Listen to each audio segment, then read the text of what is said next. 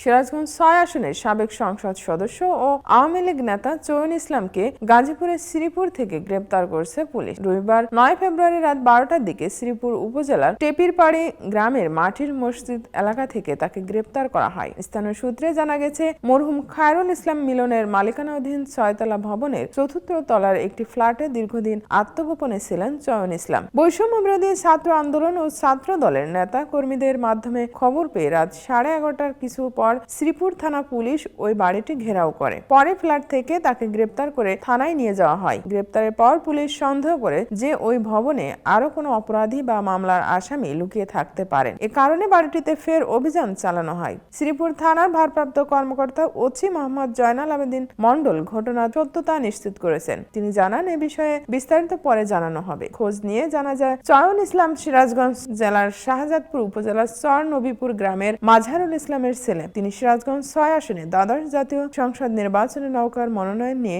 বিজয়ী হয়েছিলেন। গত বছরের নভেম্বর মাসে চয়ন ইসলাম সহ ৫ জনের বিরুদ্ধে আদালতে একটি চাঁদাবাজির মামলা হয়। তার বিরুদ্ধে আরও মামলা আছে।